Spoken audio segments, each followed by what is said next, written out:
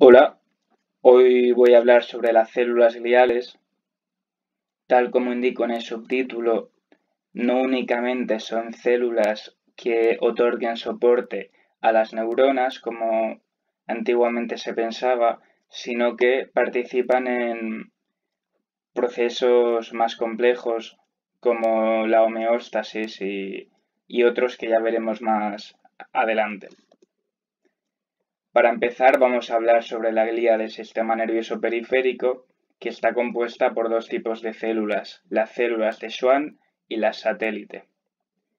Las de Schwann se encargan de formar las venas de mielina únicamente en el sistema nervioso periférico, haciendo de homólogas a los oligodendrocitos que tienen la misma función en el sistema nervioso central.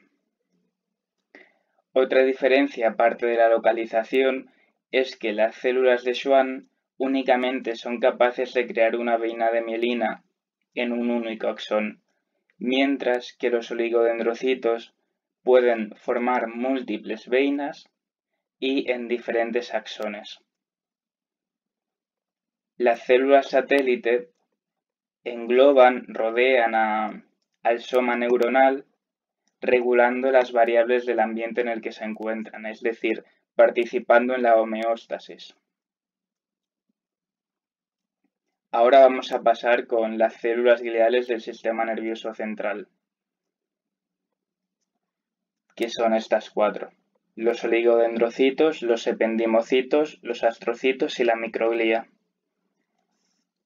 Los oligodendrocitos, tal como he dicho anteriormente, se encargan de formar la mielina en el sistema nervioso central, y las diferencias ya las he comentado entre ellos y las células de Schwann. Ambas células generan estas venas con el propósito de que el corriente eléctrico que pasa a través de los axones neuronales viaje a una mayor velocidad. Se dice que viaja saltatoriamente entre nódulo y nódulo, que son las estructuras que hay entre las venas. Si nos ayudamos con una imagen de inmunocitoquímica y marcamos los diferentes canales dependientes de voltaje iónicos, vemos que en los nódulos, llamados también nódulos de Ranvier, encontramos en la región verde canales iónicos dependientes de voltaje para el sodio, y rodeándolo encontramos los de potasio. Lo que vemos marcado en azul son simplemente filamentos, pero no son canales. Como curiosidad, se ha detectado que tanto los oligodendrocitos como las células de Schwann pueden actuar como células madre para dar así más células gliales. Vamos a seguir con los ependimocitos. Los ependimocitos son células cúbicas, ciliadas. Los cilios los exponen a la luz y suelen estar en las cavidades del sistema nervioso central, ya sean las cavidades del encéfalo, llamadas ventrículos, o la cavidad ependimaria, es decir, el orificio que tenemos en la médula espinal. Se encargan de generar el líquido cefalorraquídeo, y en concreto este se genera en los plexos coroideos en mayor abundancia. Se genera gracias a la filtración de la sangre. También estudios recientes han detectado que participan en la neurogénesis y en la gliogénesis, en concreto en el tercer ventrículo cerebral. Aún así, este dato aún falta por contrastarlo con más rigor, pero sí que hay indicios de que participan en esta función. Aquí en esta imagen he puesto las meninges debido a que un tipo de ependimocito modificado se encuentra en la lámina, en la capa pía madre de las meninges, ayudando a la función de soporte.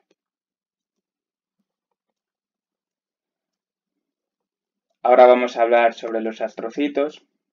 Tenemos tres tipos de astrocitos. Normalmente en algunas bibliografías encontramos que hay dos tipos, los protoplasmáticos y los fibrosos.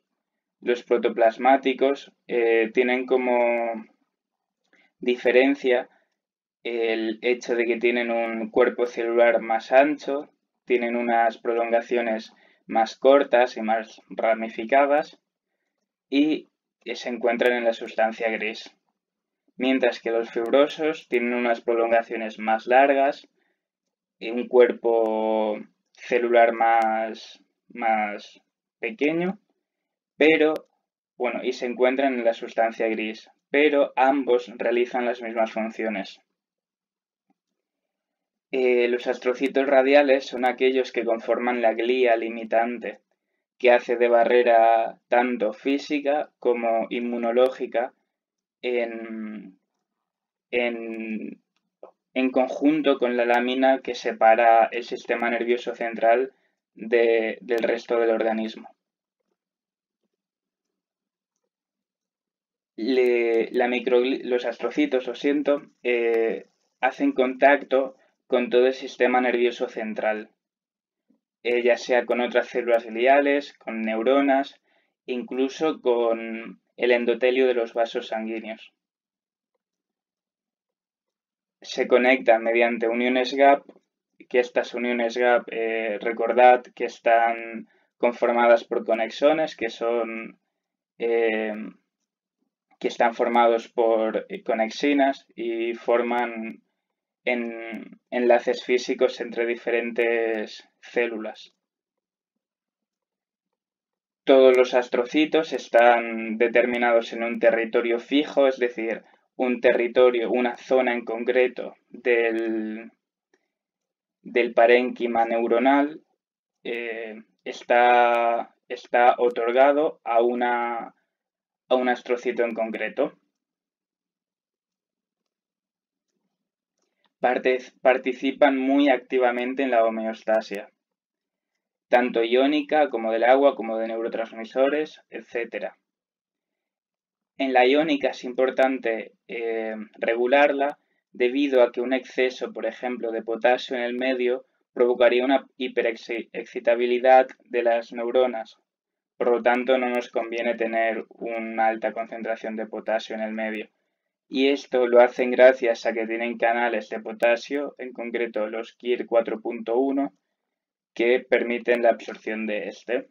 Y normalmente si hay exceso, lo tiran, se lo ceden al corriente sanguíneo. Al igual que el agua, si hay un exceso, se puede generar un edema cerebral. Y bueno, y esto provocaría que las neuronas actuaran de manera errónea. Este agua, mediante las acuaporinas 4, que son canales, sería lanzada a los capilares. Por otra parte, también participan en la regulación de los neurotransmisores en el espacio sináptico para que la señal entre diferentes neuronas no se esté dando constantemente. Esto lo hacen gracias a unos transportadores que reciben el nombre de Excitatory Amino Acids Transporters, sería EAAT, aquí me he confundido. Y por ejemplo aquí vemos un caso donde tenemos una sinapsis, donde la neurona presináptica libera glutamato, que actúa como neurotransmisor. Este glutamato, una vez activa la neurona postsináptica, ya no lo necesitamos en el medio, por lo tanto, la célula glial, el astrocito, lo reabsorbe mediante el canal antes comentado y el glutamato, mediante modificaciones químicas, pasa a glutamina y esta glutamina vuelve al terminal presináptico para ser reutilizado. También participa en la barrera hematoencefálica, regulando así la entrada de diferentes compuestos al sistema nervioso. Vale, antes hemos visto que en un espacio sináptico encontramos una célula perteneciente a la glía, en concreto un astrocito. Esto suele ser así. Las zonas donde se producen sinapsis suelen estar rodeadas por astrocitos. Estos astrocitos, una vez las neuronas han liberado sus neurotransmisores, ellos, los astrocitos, también tienen receptores a estos neurotransmisores. Por lo tanto, de alguna manera se enteran de la actividad neuronal y una vez se activan sus canales de calcio y este calcio entra. Y recordemos que los diferentes astrocitos están conectados por las uniones gap anteriormente comentadas, por lo tanto va a variar tanto la concentración de calcio del astrocito inmediatamente contiguo a la sinapsis y también va a variar todos los astrocitos, toda la concentración de calcio de los astrocitos que estén conectados a este, formando así una onda de calcio, que ya os dejaré abajo un vídeo donde se ve perfectamente cómo se va modificando la concentración de calcio intracelular. Vale, esto origina una estructura que sería la sinapsis tripartita. Anteriormente únicamente se tenía en cuenta la sinapsis, la sinapsis de la neurona presináptica y la neurona postsináptica. Por lo tanto, se tenía en cuenta que era bipartita, pero actualmente se sabe que es tripartita. También se postula sobre la existencia de gliotransmisores que tendrían una función similar a los neurotransmisores, pero enviarían información entre células gliales. Aún así, hay muchos debates, muchos estudios contradictorios respecto a este tema y aún queda investigación en este campo. En esta diapositiva vemos representadas en la imagen A un astrocito de rata y en el B un astrocito de humano.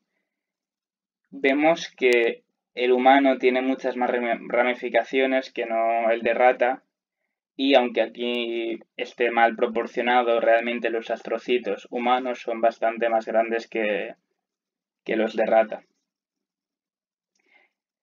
Debido a su estructura y a su fisiología, se piensa que los astrocitos pueden participar en la neurogénesis. Y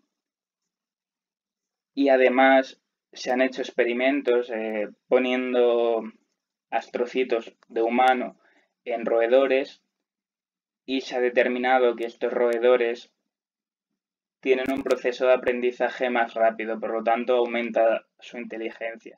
Tienen que ver con los procesos cognitivos superiores del humano. Abajo también os dejaré un enlace donde podréis ver este estudio. Pasamos de tipo celular, empezamos con la microglía. La microglía se define por ser el agente inmunitario del sistema nervioso central.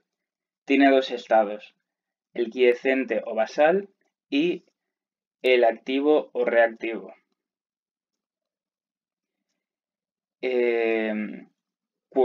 El primero, el quiescente o basal, lo encontraríamos en un sistema nervioso central que no tuviera ninguna patología, no hubiera sufrido ningún tipo de daño, mientras que cuando sufre algún tipo de daño, la microglía se vuelve activa o reactiva. Dentro de este subgrupo encontraríamos otro grupo donde podríamos encontrar microglía activa de fenotipo inflamatorio o microglía activa de fenotipo protector. Esto va a depender de los factores y las sustancias que emitan. Normalmente encontramos de tipo inflamatorio cuando el daño sufrido en el sistema nervioso central es muy grande y entonces se empieza a fagocitar de todo, por así decirlo. Es bastante agresivo, tanto las toxinas como células marcadas como dañadas o incluso células que están sanas para evitar que se propague el mal. Por otra parte, el fenotipo protector se genera cuando se está mejorando de una lesión cerebral, ya sea química, biológica, física, etcétera, y cuando el daño no ha sido tan excesivo. Es curioso que tengan un origen mesodérmico, ya que el resto de glía tiene un origen neuroectodérmico. Esto es debido a que provienen de macrófagos que durante el desarrollo embrionario migraron hacia el sistema nervioso central y se adaptaron a vivir en él, generando así células con un cuerpo muy pequeño, con grandes prolongaciones de aspecto neuronal, ¿no? Ya he dicho que tiene una función inmunitaria parecida a la de los macrófagos y que liberan sustancias como las citoquinas.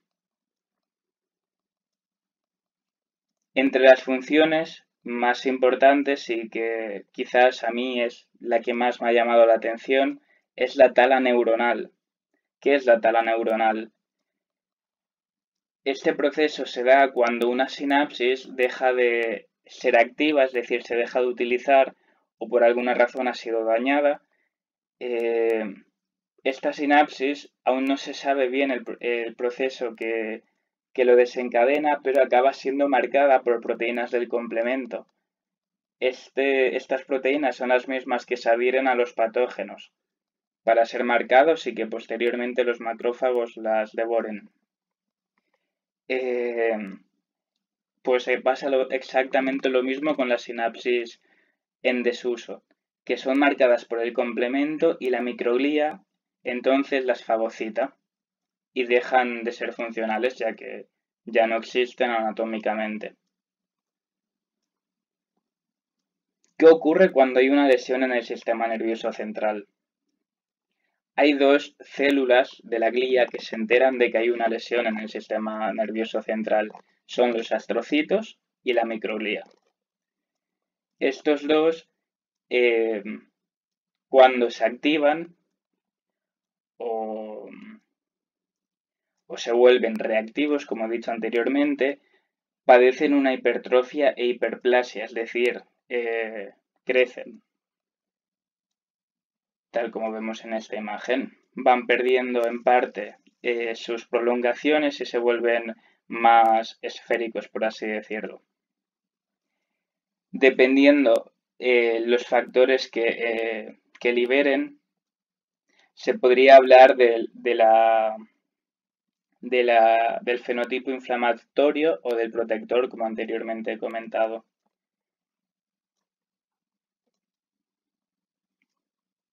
Vale. Con este título tan intuitivo, supongo que ya también, por lo que he explicado antes, hay ciertos procesos que son llevados por la glía que son más perjudiciales que beneficiosos, como el hecho de que liberen tantos mediadores proinflamatorios como las interleucinas o como por ejemplo el óxido de nitrógeno, etc. Todos estos factores tan inflamatorios en exceso pueden acabar perjudicando el sistema nervioso más que mejorándolo. Por lo tanto, para solucionar dolores neuropáticos, lo que se intenta es determinar qué factores son los beneficiosos para el organismo y potenciarlos e inhibir aquellos que son perjudiciales. Anteriormente, para solucionar este tipo de dolor, se intentaba inhibir las neuronas del dolor, pero ahora se ha visto que es más eficaz ir contra la glía que desarrolla esta neuroinflamación. Cuando hay una lesión en el sistema nervioso es bastante difícil se, que se repare, pero aún así no es imposible. Lo vamos a separar en el sistema nervioso central y en el periférico debido a que actúan de manera diferente en cuanto a la reparación. En el sistema nervioso central la reparación es posible, es difícil, pero es posible, y hay inhibidores del crecimiento axonal, es decir, lo que se puede reparar es la célula, el axón, lo siento, pero a medida que este axón va creciendo se puede encontrar con inhibidores que evitarían su crecimiento, como por ejemplo ciertas proteínas que estarían adheridas a la mielina. Por lo tanto, en sí la mielina actuaría como inhibidor del crecimiento, tal como vemos en esta imagen. Esto es un axón en crecimiento y si se dirige hacia aquí o hacia aquí, que hay mielina, se vería inhibido. Por lo tanto, únicamente le queda crecer en esta dirección. En el momento en el que se produce un daño celular, se liberan factores de crecimiento epiteliales y factores de crecimiento de fibroblastos, endotelina, 1, ATP, etc. Y esto provocaría una agregación de astrocitos formando la llamada cicatriz glial. Esta cicatriz glial liberaría queratansulfato y condritinsulfato que inhibiría igual que la mielina el crecimiento axonal. Por otra parte, en el sistema nervioso periférico es muy difícil la reparación y aunque también se encuentren inhibidores en la mielina, se ha determinado que cuando se daña un axón mielinizado, la propia célula dañada es capaz de reabsorber alrededor del 50 o 60% de la mielina para que pueda crecer el axón. Por lo tanto, en el sistema nervioso periférico encontramos únicamente este inhibidor, que nos centremos en este tema. Bueno, espero que hayáis aprendido algo, quizás es demasiado temario para un solo vídeo, pero igualmente, como siempre os digo, si tenéis alguna duda, os aconsejo que dejéis un comentario y os lo intentaré responder. Muchas gracias y adiós.